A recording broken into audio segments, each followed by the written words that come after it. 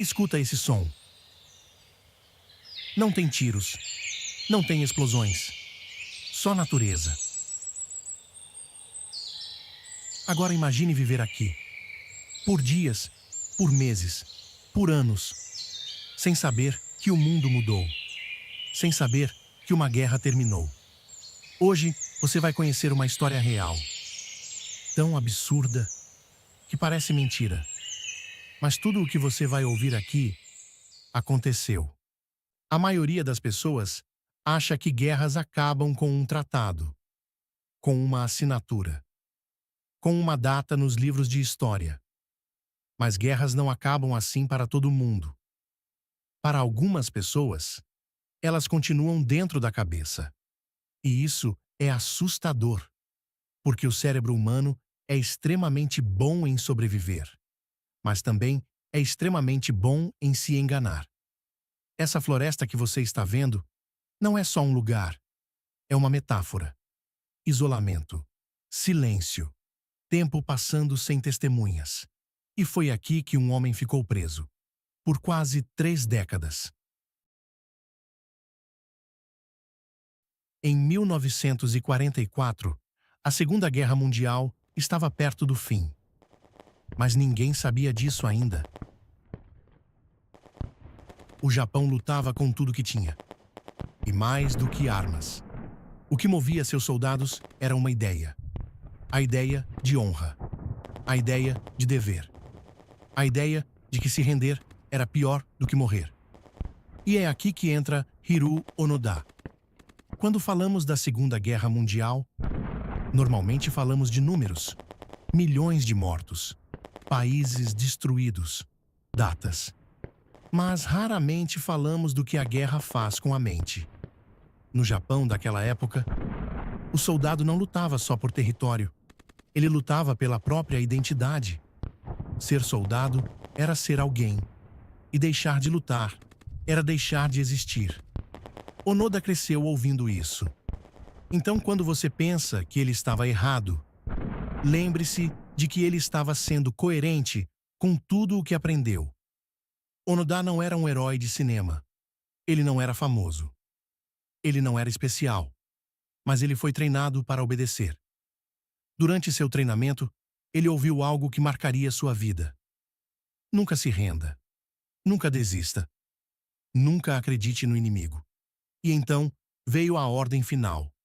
Você só pode parar quando eu mandar. Onoda foi enviado para a ilha de Lubang. Uma ilha pequena, quente, hostil. Sua missão não era vencer, era resistir. Ele deveria atrasar o inimigo, o máximo possível. Lubang não era um campo de batalha tradicional. Era uma prisão natural. Floresta fechada, calor constante, insetos, fome. Mas também era perfeita para alguém que acreditava que precisava resistir. Cada barulho era ameaça. Cada movimento era sinal de ataque. E o tempo começou a se dissolver. E então, a guerra acabou. Tente se colocar no lugar dele. Você é jovem. Você é treinado. Você recebe uma missão. E tudo o que você é depende de cumprir essa missão. O treinamento militar não ensina apenas técnicas.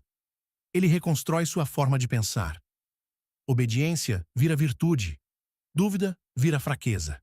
Então, quando alguém diz, a guerra acabou, isso não soa como libertação. Soa como armadilha.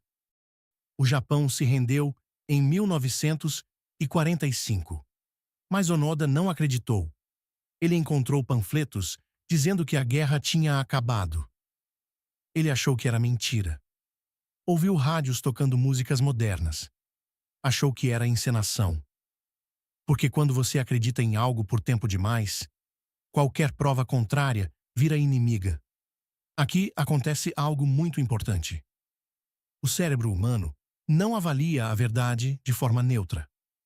Ele protege crenças antigas. Isso se chama viés de confirmação.